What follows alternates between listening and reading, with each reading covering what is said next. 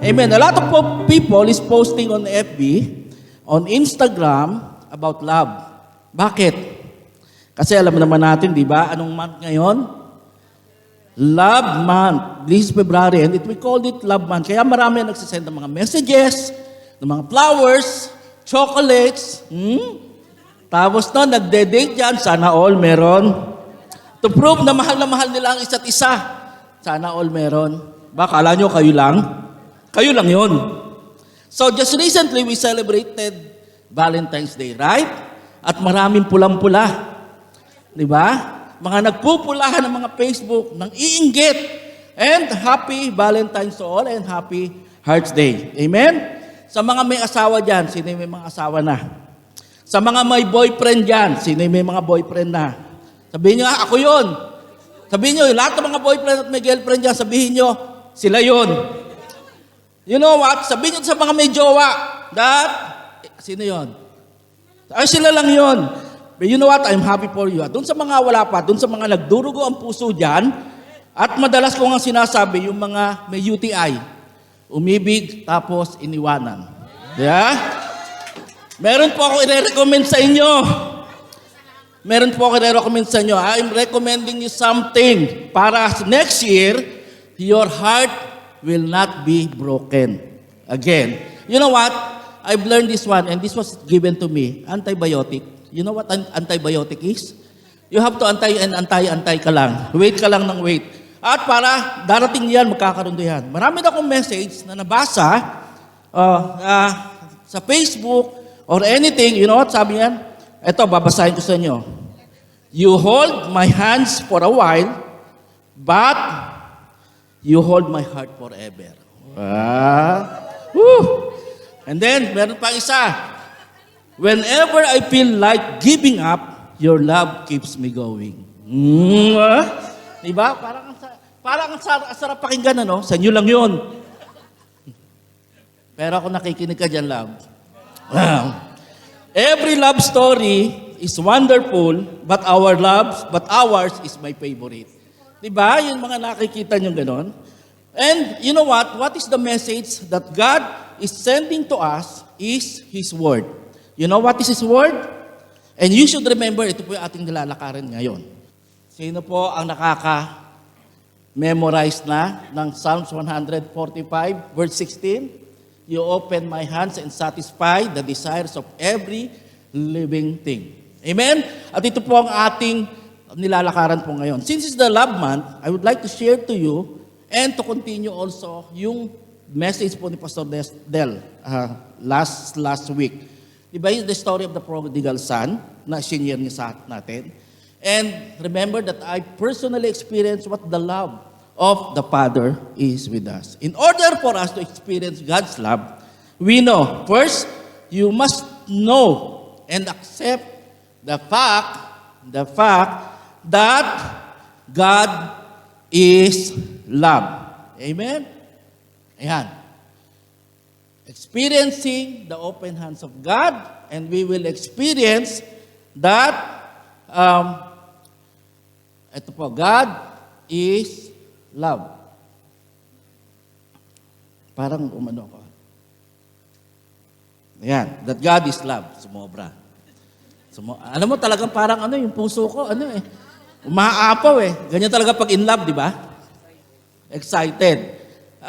God is love. In other words, today, di ba alam natin, yung ating former religion, we believe that God is portrayed not as a loving God, but as the one who needs to be satisfied in order for us to receive His attention and His favor. That is the world sees now. That you have to satisfy Him, you have to give Him attention or give Him something so that you will get a favor. Tama po ba? Am I right? But you know what? But the Bible and Christianity portrays otherwise. Or it is a different picture. At yung pinoportray na ganyan, sinasabi sa atin sa 1 John chapter 4:8, ayan, that God loves you and God is love. Amen? At sinasabi niya dito that you are the object of God's love. Amen? You are the object of God's love. that God is love. In 1 John chapter 4, verse 8, the Bible says that God is love. And in 1 John chapter 4, verse 8 and 16, sinasabi dito that you are the object of God's love. And makikita natin dito that in 1 John chapter 4, verse 8, sinasabi dito, if anyone who does not love God, anyone who does not love God, because God is love. At sinasabi din dito sa verse 16, na God is love, and he who abides in his love abides in God, and God in him. What does it mean that God is love? John is saying in his book, in 1 John, that love is the very essence of God's nature. And love is his nature. He is telling that God himself is love. Love is not one of his attributes, but love is he who he is. Amen? The nature of God is love. This is not one of his characteristics, because he is love. God defines that true love, what true love is, and he is the source of true love. Kaya tayo nagmamahalan. Kaya tayo may mga minamahal. Kaya tayo may mga mahal. Di ba? So, yung isa dyan, maraming mahal yan. Ayun, yung naka-green, katabi ng naka-maroon dyan. Maraming minamahal yan. He does truly loves you because God loves you. And you are the object of God's love. There is a lot of confusion about love and about the nature of God. Makikita natin. And we have to understand what love is. And what it means that God is love. We have to understand na yung ano ba talaga ang love? What is love? What is God's love? God's love is so different. So makikita natin sa world world's view today, right? Because if you will see what is the love in this world today, iba. Kailangan mong gumawa ng something in order for you to have favor, attention. You have to receive also same love. So it will be reciprocated. Sorry, hindi kasi ako Inglesero eh. So for those who are, yung mga Inglesera dyan, tulungan niyo po ako. And you know what? The Bible is telling about love of God, and it is very, very wide subject to. Para ang hirap, di ba? Na pag-aralan, yung love of God,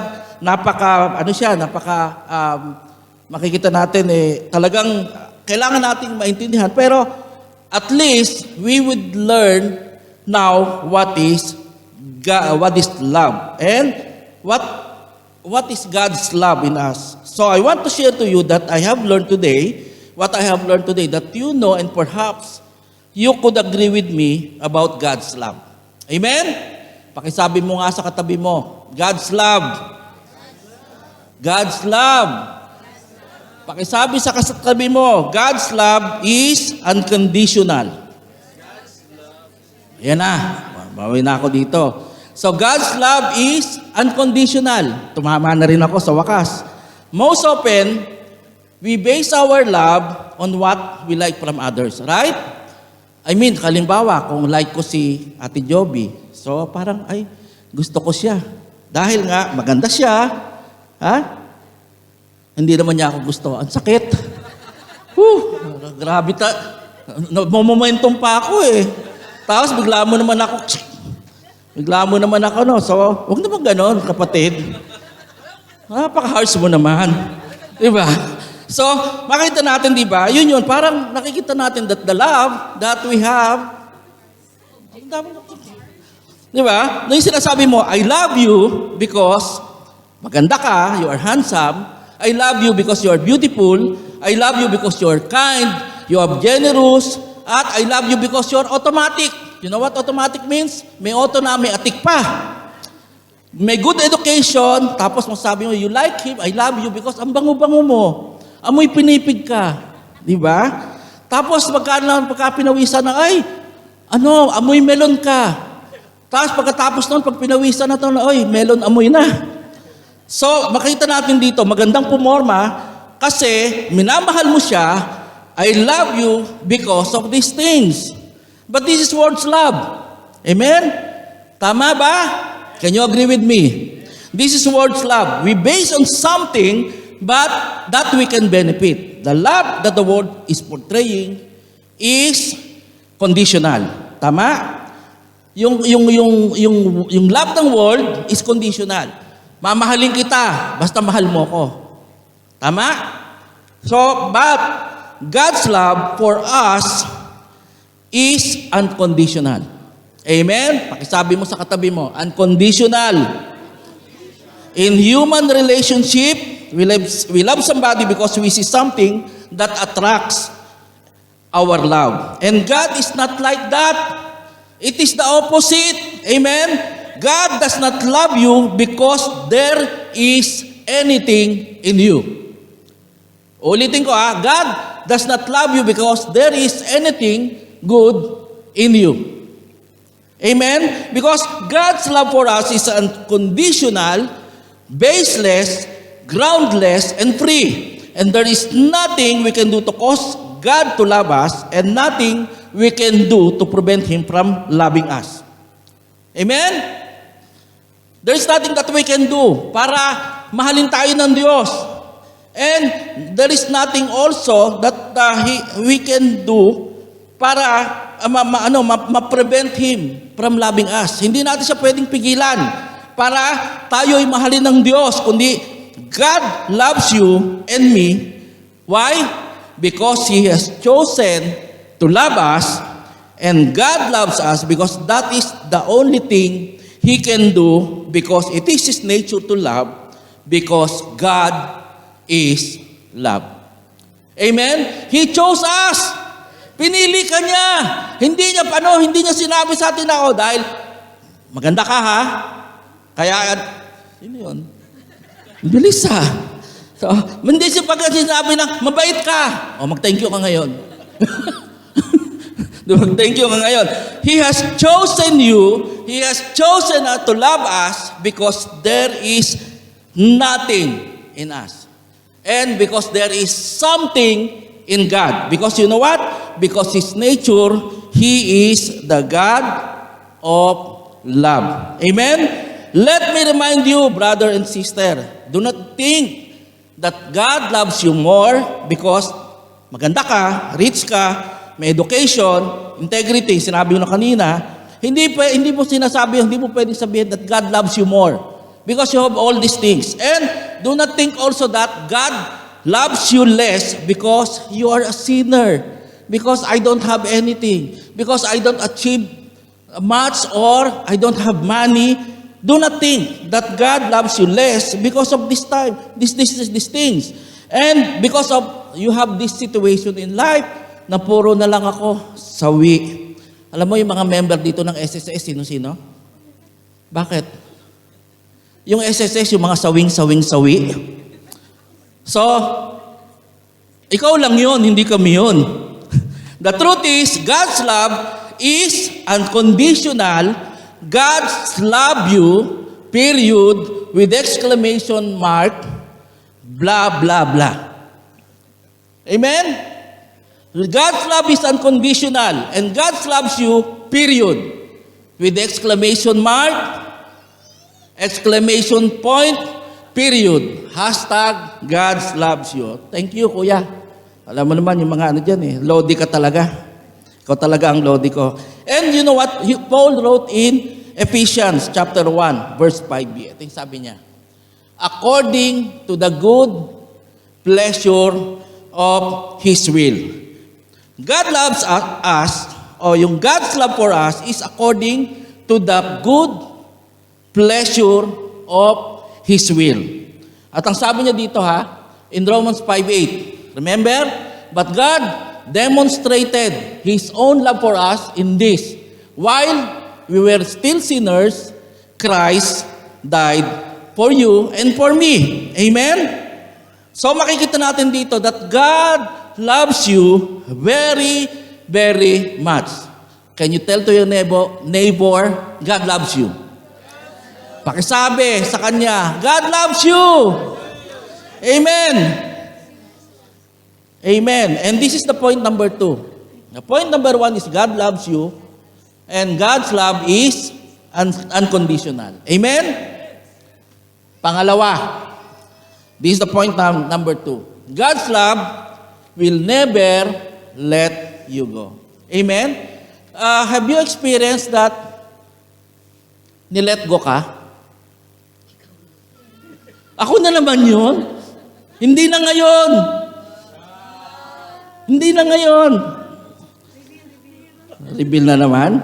I already preached to you last time, right? In the journey called Life, last October 29, na God is before us, God is beside us, God is behind us. You remember that one? Di ba ang sabi dito that ang Diyos sa inyong journey, hindi kanya iiwanan o pababayaan.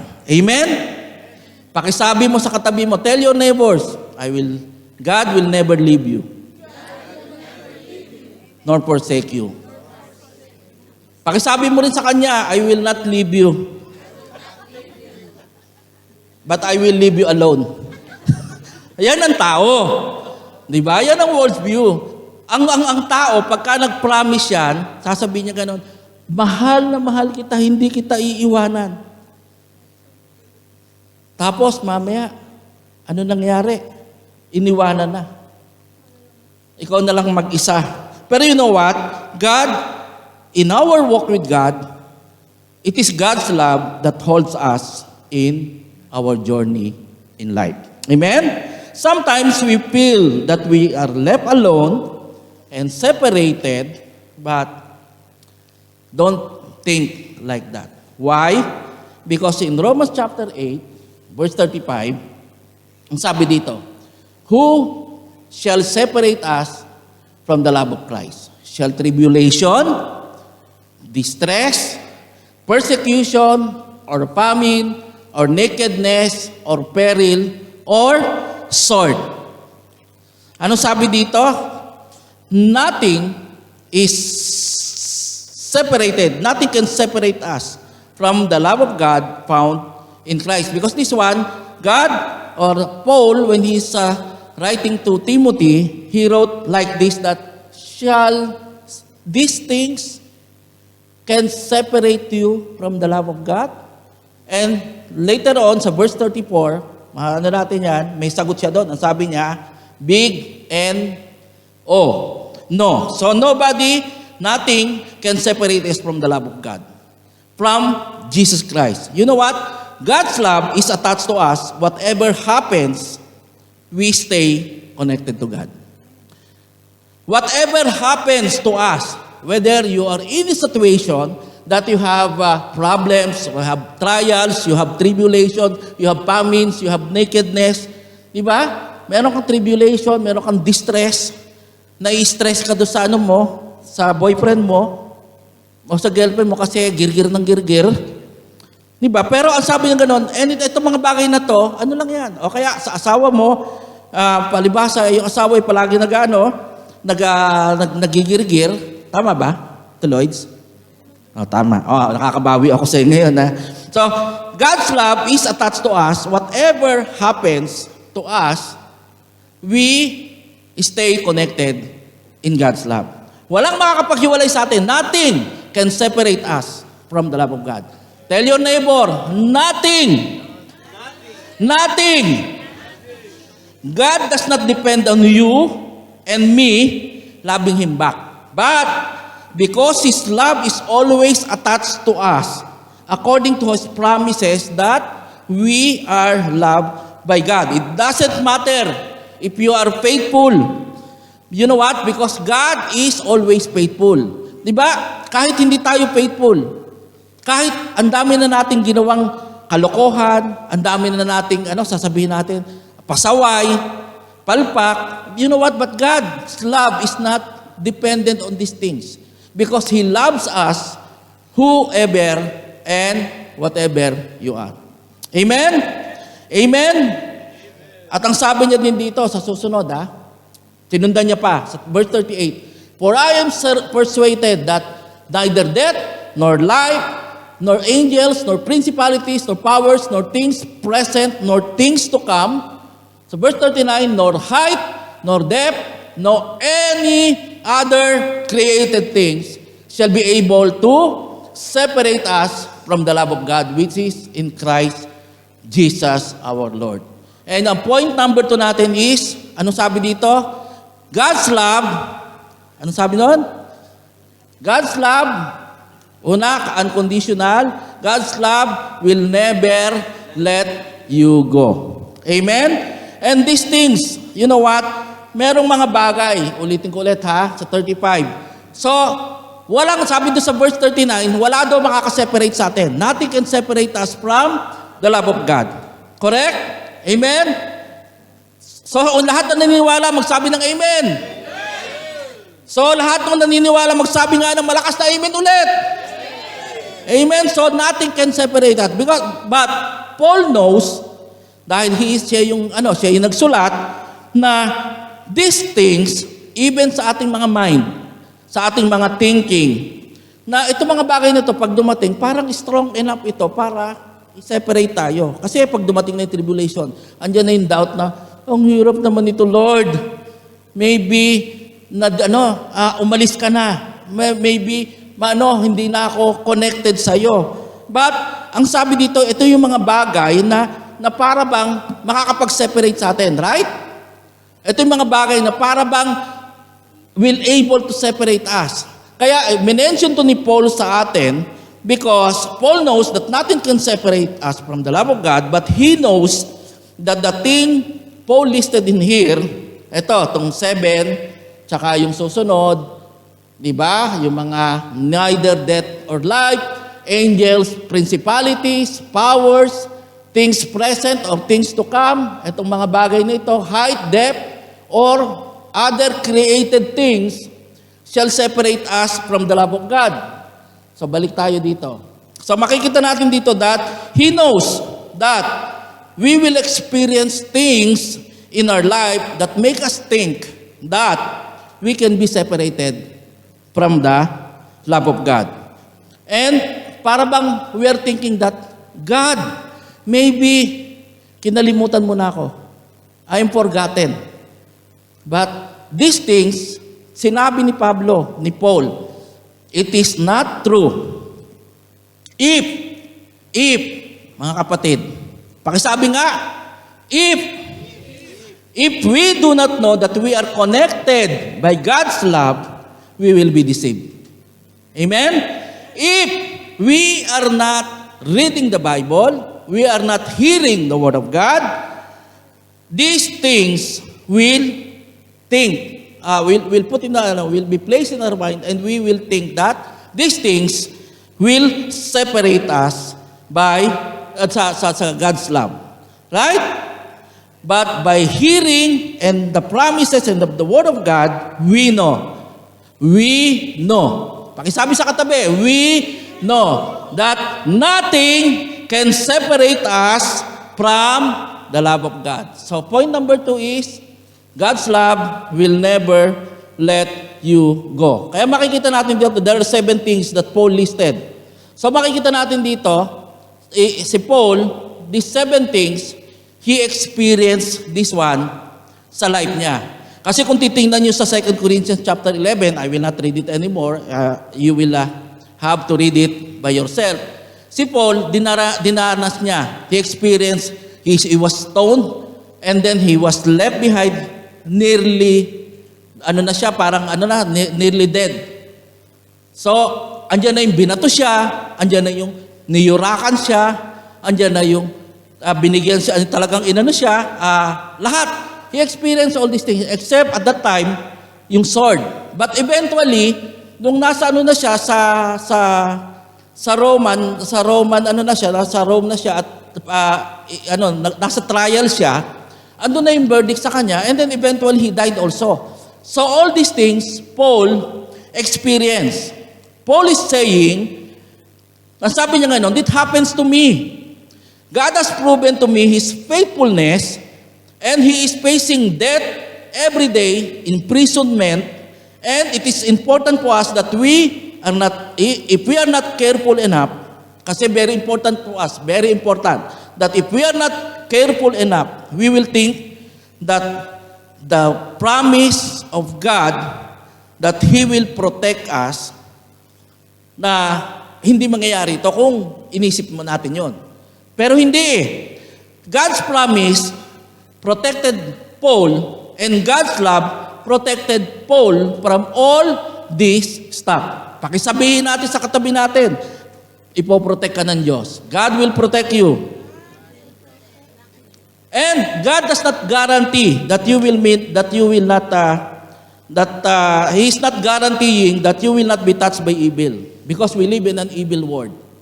Hindi niya ginagaranti that you will not face persecution, rejection, or ano pa ba, yung mga hardship. Hindi niya ginagaranti ito dahil si Christ at saka hindi niya ginagaranti. God does not guarantee that we will not face also temptation. Because the Lord Jesus Christ Himself faced temptation. Di ba? Naalala niyo sa Matthew chapter 4? Nagugutom siya. Ano sabi sa kanya? Gawin mo ngang bato tong tinapay na to. Tama ba? Baliktad. Ay, tinitingnan ko lang kung ano kayo. Kung attentive kayo. So, gawin mo ngang bato tong tinapay na ito. Mali, ano? Gawin yung tinapay itong bato na to. Di ba? So, even the Lord Jesus Christ experienced temptation. And for us, God does not guarantee us that we will not experience temptation, hardship, and all this persecution in our life. And God does not promise that He will protect us from hardship. Hindi niya pinapromise that God will protect or God will remove all this temptation, this hardship. But you know what? What God promised to us is that He will protect us and help us in the midst of our hardship and problem. But when you are going through in this problem, in this hardship of life, God is in the midst of your problems. And He will be there helping you, protecting you, and He will not leave you nor forsake you. So, is there anything that can separate us from the love of God? Nothing. So, makita natin dito, di ba? So, sabi pa nga ganon, I am persuaded na itong mga bagay na to ay hindi makakapaghiwalay sa atin. And paano natin malalaman? How can I know that nothing can separate me from the love of God? Anyone from you who can tell me? Meron ba? Okay, mag-ano tayo na isang exercise. Merong listed dyan sa Romans chapter 8 because this is the most powerful verse in Romans na titingnan natin ha. Pag sinabi niyo yung mga question doon sa verse 31, sa 33, 34, 35, ang sasagot niyo sa akin, no one. Okay?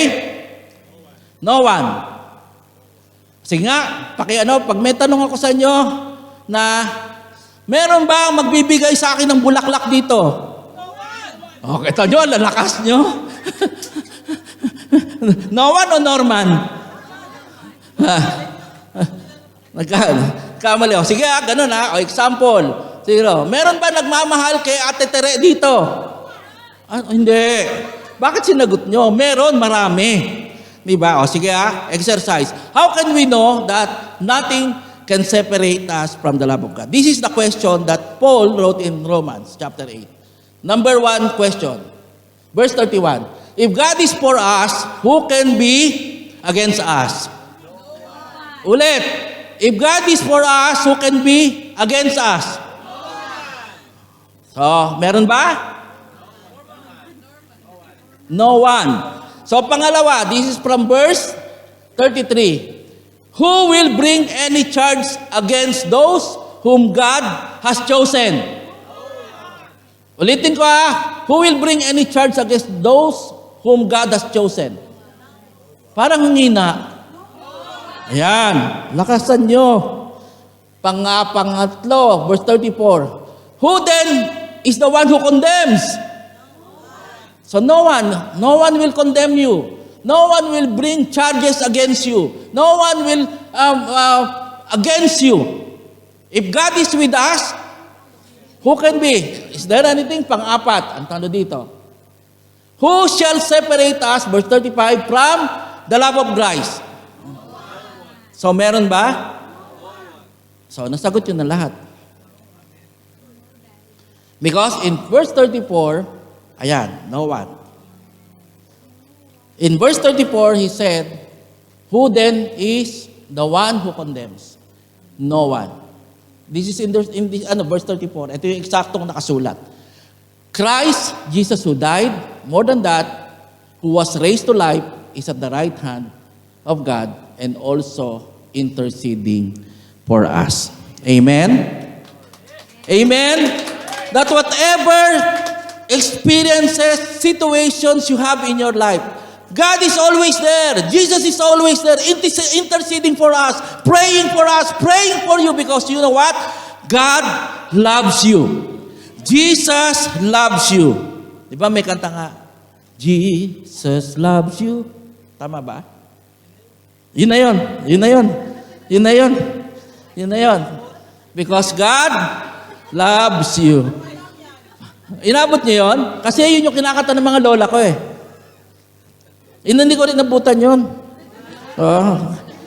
Parang kung nung nakatulad nga, nung nakaraan nga, mas kakala ko ako na yung pinaka, si Kuya Nats pa pala, kasi BTS na daw ang inabutan niya. Nalala ko yun, hindi ko makalimutan niya, Kuya Nats. Di ba? Army na ngayon. BTS Army. Di ba? So, in any situations, problems, challenges in life, we know that what I can say to you, God loves you. Amen? Pakisabi nga sa katabi, God loves you. God loves you, and God's love is unconditional. And God's love will never let you go. Amen? So, ayan, nakita natin. God's love is unconditional. God's love will never let you go. And we will go to point number 3. Do you think, ano yung iniisip nyo sa point number 3 natin? God's love will never quit on you. Amen? And I read and I watched also, you know what, there's an amazing story about God's love found in the Bible. Marami sila, pero ito na nag-struck sa akin eh. You know what? Imagine a love story in the Bible. Tama ba? And one of the greatest love story in the Old Testament, in the Bible, di ba? Well, for those who are not familiar to you, bibigyan ko yun ng brief background kung ano yung love story na yun. Alam niyo ba kung sino yung may love story na yun? Sige, guess. Jacob and Rachel. Love story. Abraham and Sarah. Hindi, I mean, yung dito sa Alam ko, may love story. Sino pa? Ano sinabi niya? Pastor Norman and I don't know. You will know soon. You will know soon. Kaya huwag ka magkala. Sino pa? Kasi ang alam kong mga love story dito, Sino sa Bible? Isaac and Rebecca? Hindi. No, hindi rin. Di ba? Ha? Si Leah and Delphine? Ano yun? Magandang love story yun, pero hindi nasa Bible yun. Di ba? Nasa yun? Nasa life story. Pero hindi nakasulat sa Bible yun, pero yun yung isinulat ng Diyos para sa kanila. Amen? Sino pa? Edward and Shea? Ganun ba yun? See? Mary and Joseph? Hindi pa rin. Clue? David and Goliath? Parang di hata magka-love story. Sige. It is an amazing love. I suggest na panoorin nyo to sa YouTube. Meron din siya amazing love, the story of Hosea. Hosea. Ano nyo na si Hosea? Kilala nyo na si Hosea? Si Shea, hindi Hosea. Hindi Shea. Hosea. You know what, Hosea? He is a prophet of God called to preach to the northern tribes of Israel, sometimes called Ephraim. He was called to preach in the time when Israel is very prosperous and peaceful. At the same time, people of Israel at that time, dahil very peaceful, very prosperous, Israel become wicked because they serve other gods, they do whatever they want, they nag-intermarriages na sila. Everything. The nation so loved by God, but sad to say, is doing everything that is contrary to the will of God. Every commandment is being broken every day by the Israelites. And at that time, Israel is very, very sinful and very worse. But God called Hosea to preach. Kilala niyo si Hosea? Sino dito Sino dito yung ngayon lang na si Hosea? But I guess na natin to. Yung iba. You know what? God called Hosea to preach. Hosea's prophecy says that the nation of Israel is like an adulterous wife. And the spirit of harlotry or prostitution caused them to wander, to drift, to deviate, and to stay away from God. And they became almost parang harlot siya or prostitute against their God. And sa Bible says, Israel is like an unfaithful wife. Yung isa siya yung hindi faithful, not faithful, unfaithful. And he is an adulterous woman. So God, talaga niyang parang nalungkot na siya na mabuti. He's very saddened because Israel became so wicked, so sinful, that he became an adulterous wife to his God. But God loved them. You know what? God loved them, provided them, protected them, but the love and covenant with God was violated with lies, deceit, and evil ways. So that is what, at the time, the story of Hosea. You know, the story of Hosea portrays God's love for Israel and man's love for his wife. Amen? So makikita natin dito na, ito yun, yung amazing love. Panoorin nyo to sa YouTube, maiiyak kayo dito, at yung story of Hosea. Just like in marriage, God made a covenant with Israel. Ayan yung kanina. Naging adulterous siya, and the story of God's love for Israel and man's love for his wife.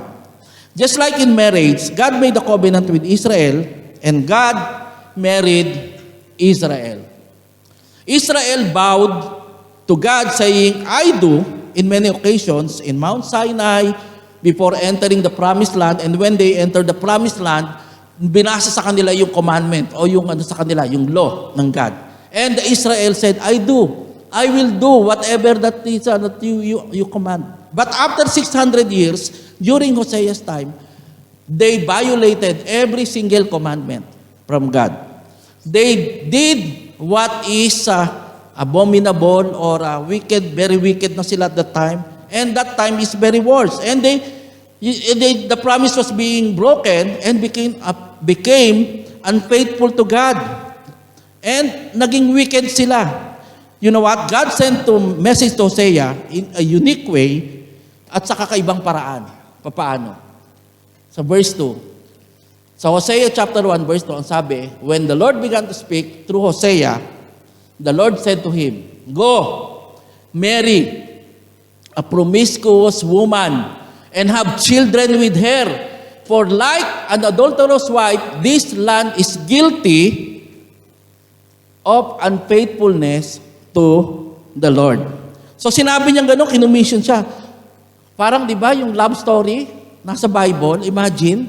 Tapos doon, ginawa niya, sabing gano'n doon kay Hosea. God told Hosea, go, marry a prostitute or a harlot or a woman that is doing anything.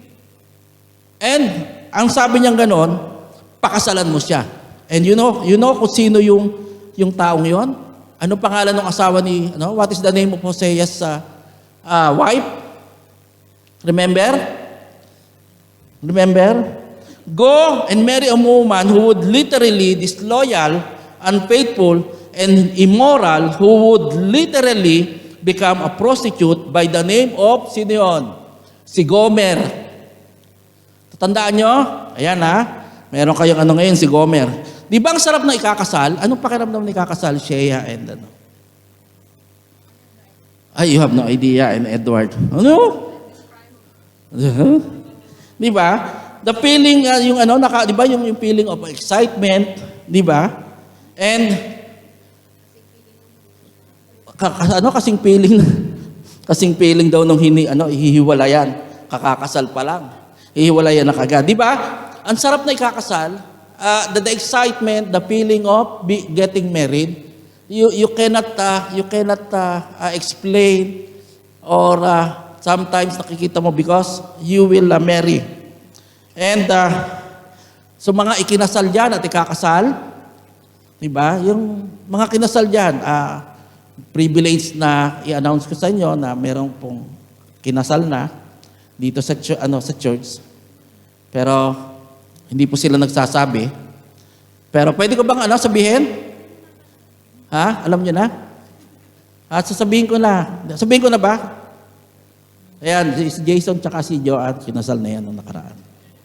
Di ba? Ayun. Nandito sila ngayon.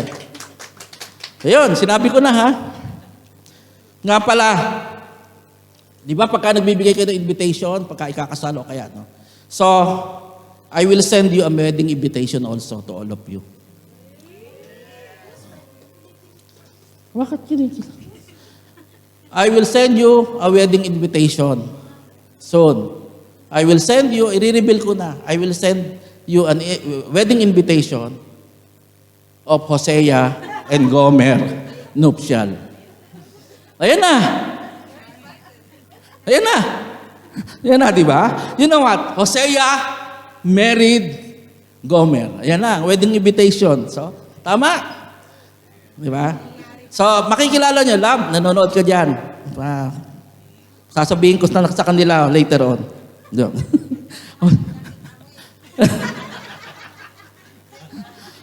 Hosea married Gomer with a specific instruction from the Lord to love her unconditionally. Bakit ang dami sa inyo nagre-react? Ilan na ba yun ako nakakita ng kamay na yun?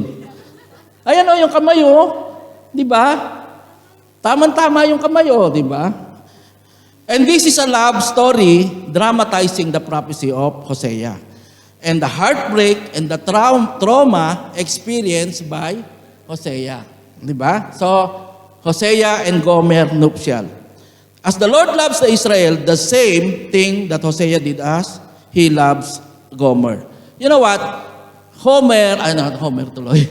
Parang parehas, Parang Goho, Hogo, o kaya Homer. Hosea and Gomer, when they get married, alam na ngayon ni Hosea that Gomer, if you will read Hosea chapter 1, andun yun that Gomer is talagang, she is a prostitute, she is nagbibigay siya ng nagsesell siya ng aliw, and he is being with several men bago pa maging sila ni Hosea. But you know what?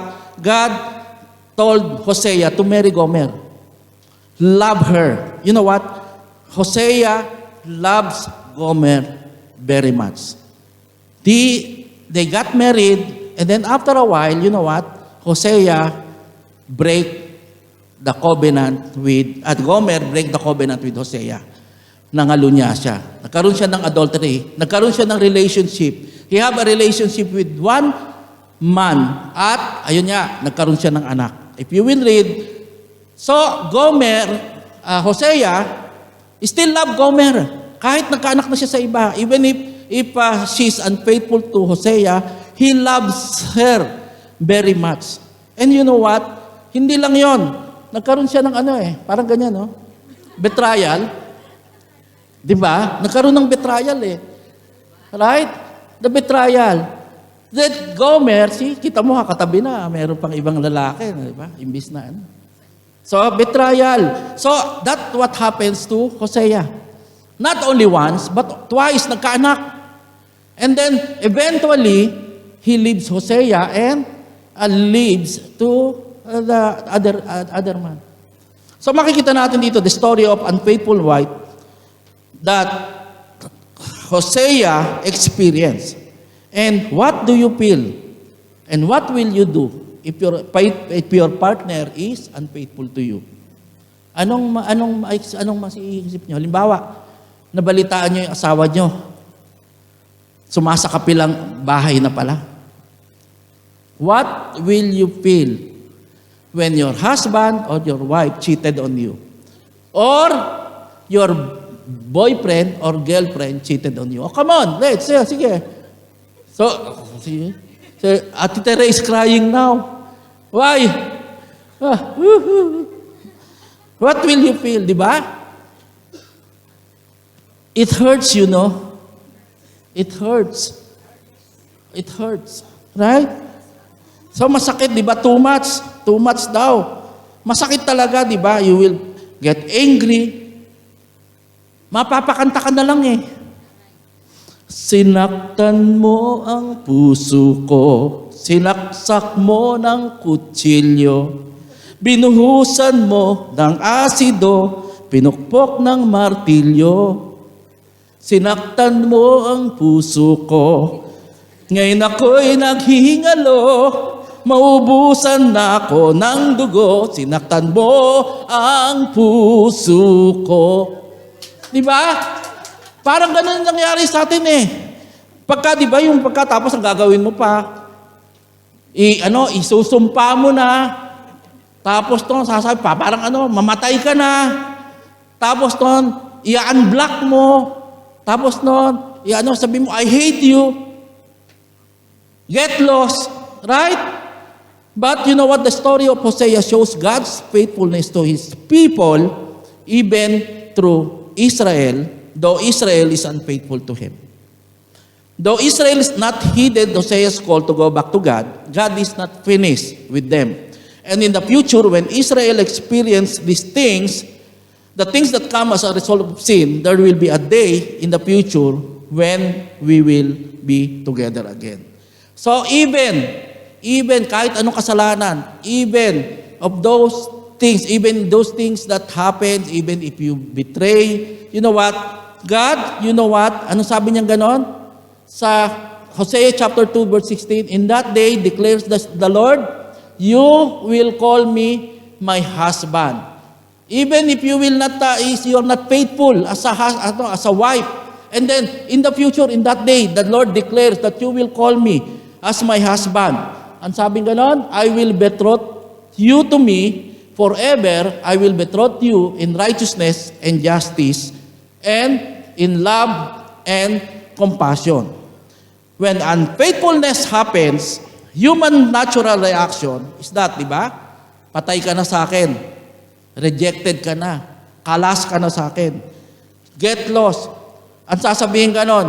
Tapos, if you are experiencing that thing, alam nyo, pagka hihingi ka ng you will ask yung advice from your friend o sa mga kumare, they will tell you that, give it up!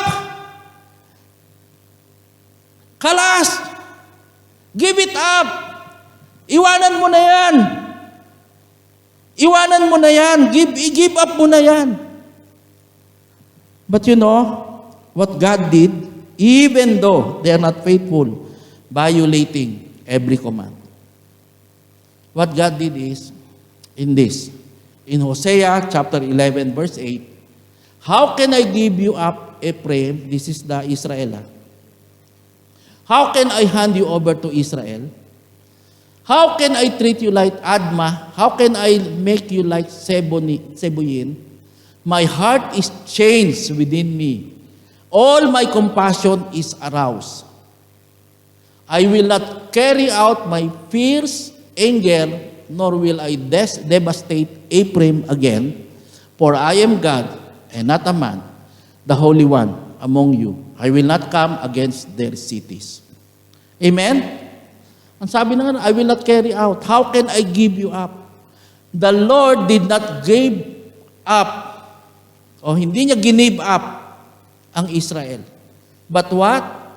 His compassion, ang sabi niya ganun, I will never give you up. He will not give you up. God will not give up on you. His love for Israel is unconditional.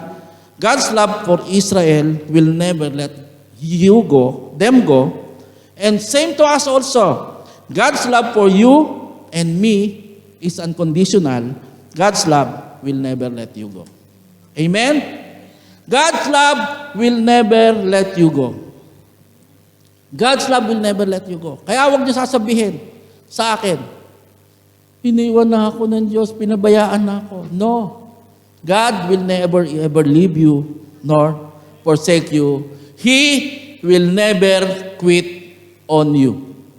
Amen? Pakisabi mo sa katabi mo, tell your neighbors, He will never quit on you. You know what? God wanted Hosea to say to Israel, no matter what you have done, no matter how far you have fallen from His grace, no matter what you have done to be disloyal to me, I want you to know something very important. Ang sabi niya, I will never quit loving you. Amen? And in Hosea, the amazing story, you know what? When he is living with other men, anong nangyari nun? Palibasa, hindi naman siya wife. He is not the true wife. And he is living with other men. You know what this guy did to Gomer? He auctioned her. He sold her to slavery. And then, when he is auctioned, so same as in an auction house, who will bid for Gomer? She can bear child. She can still work for you because she's still strong enough to pay you back in the money that you have you bought for her. So, ganun siya. Okay, who will bet? Who will bid? Who will bid? So, is there anything who will bid? Or anyone here? Wala. No one, nobody dares to bid for Gomer. And then one from the crowd suddenly shouted, I'll bid for 7 silvers. They're all amazed. They saw who it was. It was Hosea. At that time, Hosea paid the ransom, and he paid all these debts, all these things, and then he bought Gomer back into his arms, in his love. And, you know, in this movie, Hosea paid ransom and took Gomer back into his love. Ito po siya. Kinuha niya si Gomer. Same with us, God paid the ransom through Jesus Christ, our Lord, to bring us back into His love. There's no anything in us that God would possibly love us, but because of His nature, He chooses to love us and to bring Him back into His love.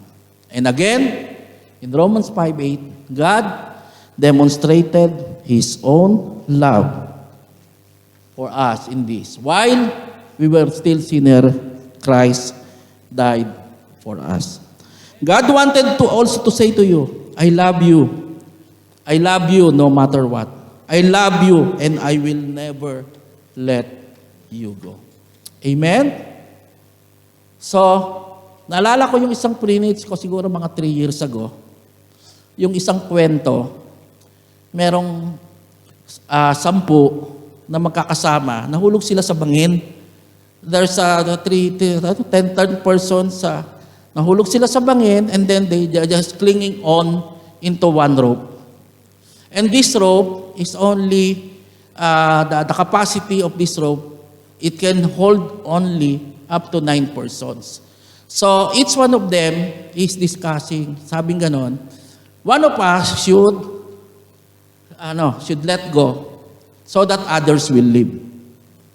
So the other one said, no, I cannot let go. I cannot sacrifice myself because I have 2 kids, 3 kids. The other one, no, I still have to marry. I still have kids. I still have someone. Then I have a bright future. I'm still young. But you know what? This one guy I'm telling, okay, I will sacrifice myself. We are 10 here holding the rope. So I will let go so that all of you will be saved. You know what? These 9 people, out of their excitement and joy, they clapped their hands. So pumalakpak sila and they all fell down. So no, this one is although this is a joke, but we can say that the Lord Jesus Christ,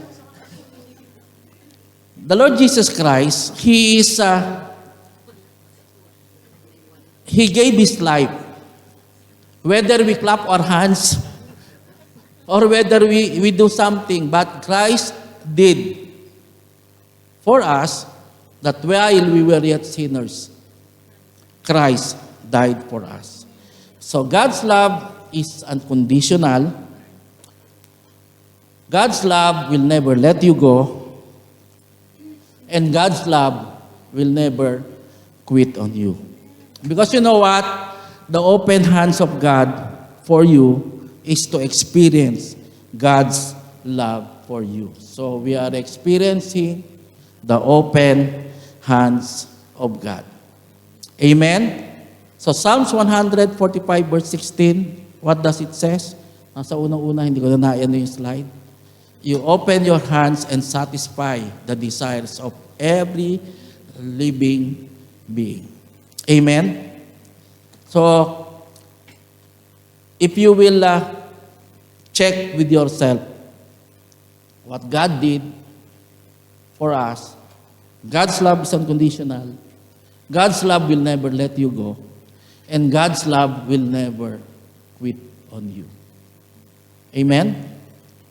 Even if I will say, or somebody will tell you na, i-quit mo na yan. Give him up, give her up. But you know what? God will never quit or give up on you. He will never quit loving you. Amen? So let's all pray.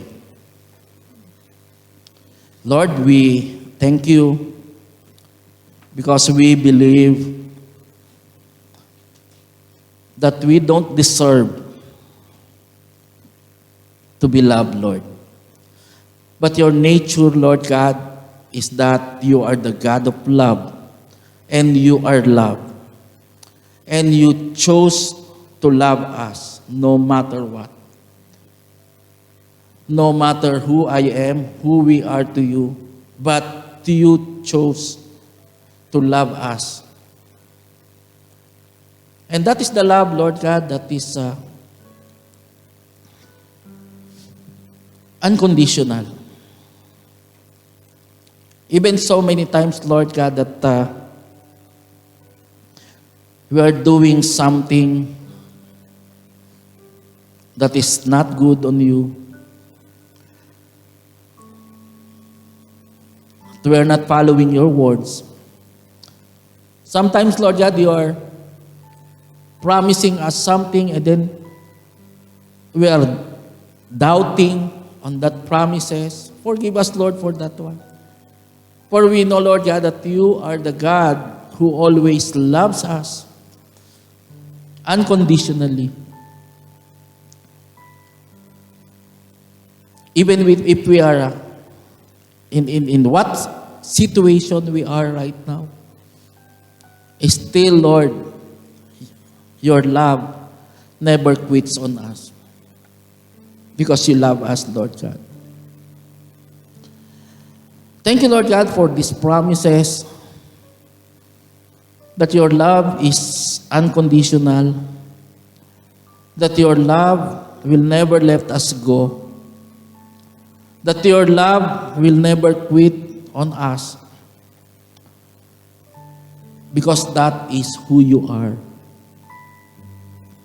Thank you, Lord God, because you are reminding us that no one, nothing can separate us from your love. Nothing can separate us, Lord God, from your love. And this we will put in our hearts and in our mind. Thank you, Lord God. Praise you, Lord God, for all these things.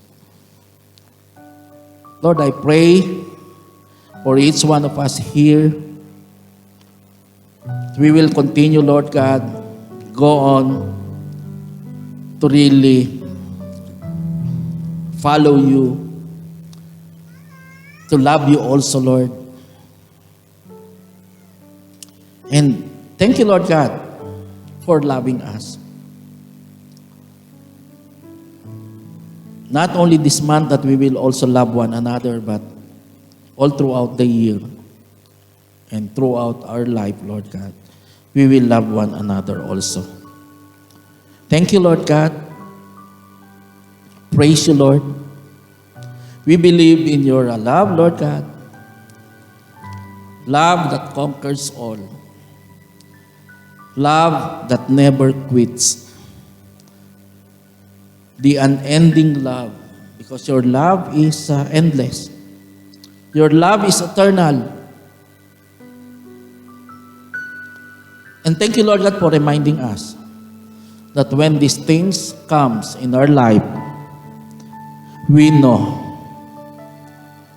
that it will not separate us from your love. You have said in Romans chapter 8, verse 39, nor any other created things. All in this world are all created.